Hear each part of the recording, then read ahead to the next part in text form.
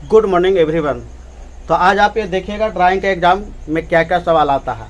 ये जो हम आज के वीडियो में बात करेंगे ये फर्स्ट ईयर के लिए है। तो ड्राइंग का जो फर्स्ट ईयर हो रहा है उसमें 6 सवाल रहेंगे। कितना? 6 सवाल। 6 सवाल रहेगा तो हर एक सवाल जो है ये 2-2 नंबर के रहते हैं, यानी 12 मार्क्स है। इसमें आपको पासिंग के लिए आपको कम से कम 2 सवाल बनाना है, यानी 4 नंबर लाना अनिवार्य है।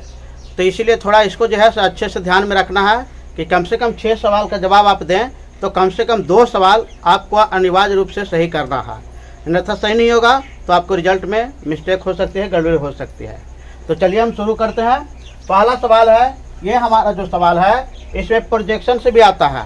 प्रोजेक्शन का जो है वो बहुत पहले से ही डाला गया है, तो आप वहाँ से वीडियो में जाकर देखिएगा कि प्रोजेक्शन का सवाल जो है 2 डाला हुआ है। अब इसका हम बात कर रहे हैं सवाल नंबर 1 की। सवाल नंबर 1 कह रहा है कि ड्राइंग द्वारा। तो ड्राइंग के बारे में हम बताए थे कि आता है ऑप्शन में कि ड्राइंग क्या है, तो ड्राइंग के इंजीनियर की भाषा है, ग्राफिकल लैंग्वेज है या फिर जो है ये टेक्निकल लैंग्वेज है। ये तीनों चीज़ आपको दिमाग में रखना है। तो यहाँ कह रहा है ड्राइंग द्वारा बनाई गई वस्तु के विभिन्न माप का मतलब होता है डायमेंशन। आप लोग जो है डायमेंशन का है इंग्लिश में अच्छे से आप पकड़ लीजिएगा डायमेंशन। तो माप दर्शाने की प्रक्रिया की तकनीकी को क्या कहते हैं? तो अगर कोई भी ड्राइंग बनाई गई है और ड्राइंग में जो माप प्रदर्शित करता है, किस माध्यम से आपको माप को दिखाते हैं, वो उस माप दिखाने की पद्धति का क्या नाम है? तो उसका आंसर जो होगा ये विमांकन होगा। यानी इस सवाल का आंसर आपको विमांकन हो गया। और विमांकन का मतलब हो गया कि बीमा जोड़ अंकन, यानी उस पर जो है से कितना लंबाई है या चौड़ाई कितना है या हाइट कितना है या कितना उसका माप है, ये सारा चीज़ नोटेशन नंबर में लिखा हुआ रहता है। तो इस तरह से समझ के कि विमांकन क्या है। तो विमांकन जो है से वस्तु को विभिन्न माप दर्शाने की एक तकनीकी है। 1 नंबर में आता है विमांकन क्या है, तो वस्तु को विभिन्न माप दर्शाने की पद्धति। इतना ही जवाब देना है, 4 ऑप्शन में से आपको खोज लेना है। सवाल नंबर 2 की हम बात कर रहे हैं, किसी वस्तु की ड्राइंग की लंबाई, ऊंचाई, चौड़ाई, मोटाई, गहराई तथा व्यास आदि आकार को दर्शाने वाले बीमा क्या कहलाती है? यानी कोई भी आप बीमा लगा रहे हैं तो उसमें लंबाई, चौड़ाई, ऊंचाई, मोटाई, गहराई आदि का आकार दर्शाना है, तो उस तरह के बीमा को हम लोग क्या कहेंगे? तो वो जो बीमा रहेगा उसको हम लोग आकार बीमा कहते हैं। तो आकार बीमा जो है ये इसका आंसर होगा। अब बात है कि जब हम लोग लोकेशन है, स्थित बीमा भी होता है, चयन बीमा भी होता है, आकार बीमा भी होता है, तो ये सारे चीज बीमा के प्रकार हैं। तो जहाँ पर भी आपको लंबाई, ऊंचाई, चौड़ाई, मोटाई, गहराई या व्यास की बीमा दर्शाना है, तो सारे जो है आकार बीमा के कैटेगरी में आएंगे। तो इस तरह से समझ गए। अब सवाल नंबर 3 का रहा, अधिकतर बीमा किस प्रकार के दर्शानी चाहिए? तो अधिकतर बीमा किस इकाई में दर्शानी चाहिए? तो आप देखते हैं कि कोई भी ड्राइंग पेपर रहता है या सवाल रहता है तो उसमें लिखा हुआ रहता है ऑल डायमेंशन और MM। तो ऑल डायमेंशन MM का मतलब है कि सारा हमारा जो डायमेंशन है, सारा जो हम लोग ड्राइंग बनाते हैं वो बीमा जो है MM में बनाते हैं।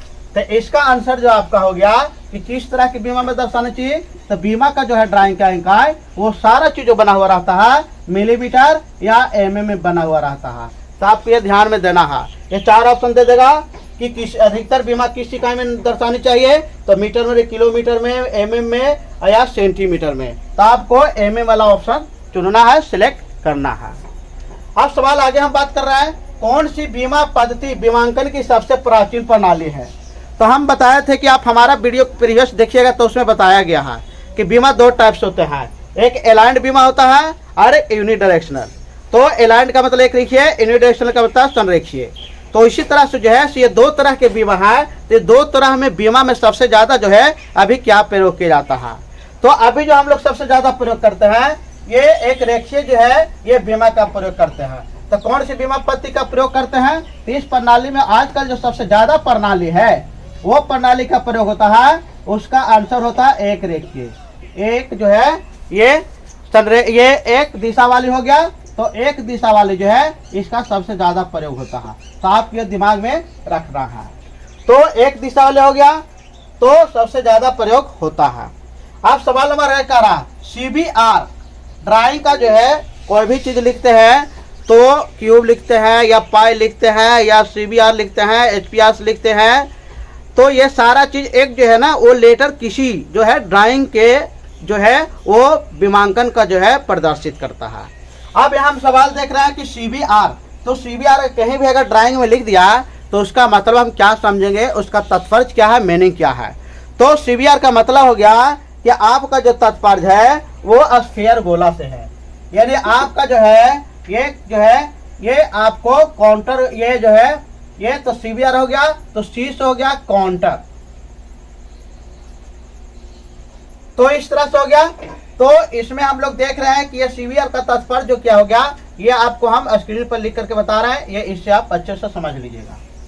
अब सवाल हम बात कर रहे हैं 6 के। 6 नंबर सवाल जो आपको कह रहा है कि SPHR जो है इसका तात्पर्य जो आपका हो गया, ये इसका जो है स्फीयर से है।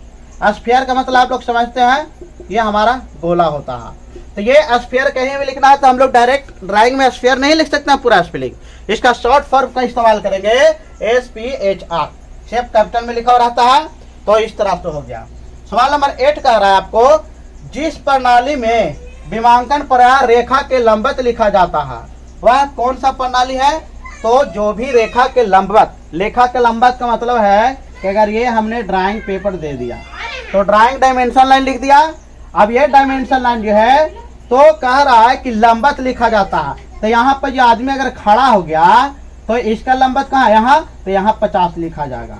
तो लंबवत का मतलब है कि हम कोई भी ड्राइंग के नीचे जो है ड्राइंग डायमेंशन लाइन के नीचे खड़े हो जाए और सीधे ऊपर 90 डिग्री पर वर्टिकल में लिखे तो वो हमारा लंबवत हो जाएगा। वर्टिकल का मतलब जो है वो ऊपर 90 पर लंबवत ही रहता है। तो लंबवत है तो 90 पे सीधे लिखाएगा, ये जब भी लिखाएगा तो 50 सीधे 90 पर लिखाएगा तब लंबवत होगा। आप बीच के इधर जाते ना इधर जाते, जब सीधे बीच में आपको लिखना है, ये लाइन से टच नहीं होना है। तो ये बारीकी से आपको ध्यान में देना है। तो कह रहा है कि जिस प्रणाली में विमांकन प्रायः रेखा के लंबवत लिखा जाता है उस प्रणाली पद्धति को क्या कहते हैं। तो उस प्रणाली पद्धति को जो हो संरेखित कहते हैं।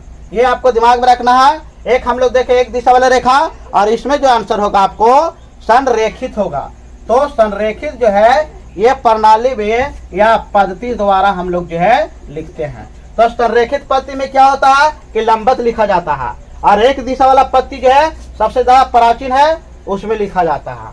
तो इसमें जो है से एक ही दिशा में लिखा जाएगा, सारा एक ही दिशा से पढ़ा जाएगा, इसमें जो है लंबवत जो पढ़ा जाएगा। सवाल हमारा आगे कह रहा है व्यास सदैव किस चिन्ह द्वारा प्रदर्शित किया जाता है। तो व्यास को हम लोग डायमीटर को किस द्वारा देते हैं। तो डायमीटर के लिए जो हमारा आंसर है कहीं भी जो है ये आपको देता है, डायमीटर के स्थान है। अगर डायमीटर 50 लिखना है तो डायमीटर 50 लिखे, डायमीटर 60 लिखना है तो 60 लिखे। तो इस तरह से हम लोग कहीं भी देखते हैं।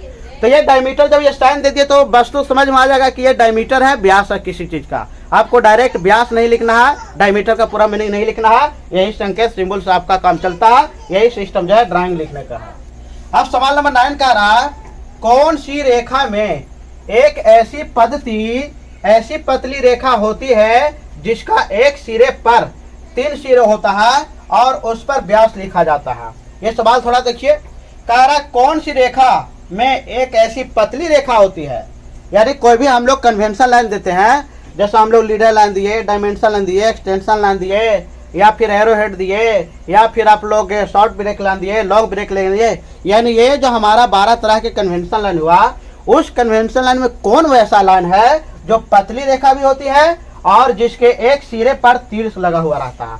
पतली रेखा लगा 21 शीर्ष पर। ये हम लोग डायमेंशन लाइन देख रहे हैं तो इस पर यहाँ भी एरो हेड, यहाँ भी एरो हेड है, ये दोनों सिरा पर हो गया। तो ये हमारा जो है ये दोनों सिरा हो गया तो डायमेंशन हो गया। लेकिन इसमें सवाल आप देखिए कंफ्यूजन कर रहा है कि जिसके एक सिरा पर एक ही तीर निशान हो, माने एक ही सिरा पर, चाहे तो इधर रहेगा या इधर रहेगा, तो उस तरह से जो है शीर्ष होता है, एरो हेड बना हुआ रहता है, तो उस पर व्यास लिखा जाता है और उस पर व्यास लिखा जाता है।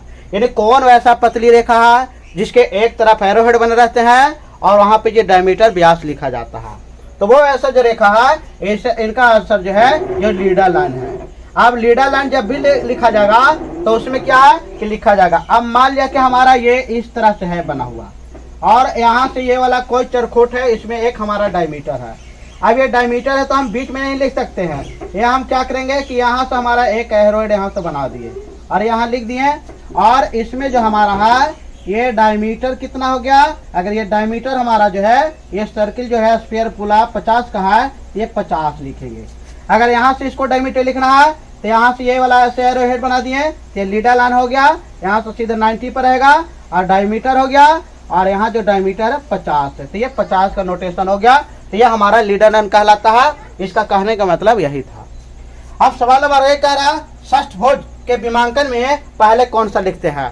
जिस तरह से डायमीटर के लिए हम लोग ये डायमीटर डाया का पाई का इस्तेमाल किए, उसी तरह से सवाल कर रहा कि षष्ठभुज के विमांकन लिखना है, तो उसके लिए हम लोग कौन सब का इस्तेमाल करेंगे। स्फीयर के लिए SPHR का प्रयोग किए थे, उसी तरह से षष्ठभुज के लिए क्या होगा, तो षष्ठभुज जो है वो हेक्सागोन होता है। तो इसके लिए हम लोग जो है ये जो सिंबल का इस्तेमाल करेंगे या लेटर शॉर्ट फॉर्म का, वो हमारा कैपिटल में जो है HEX लिखेंगे।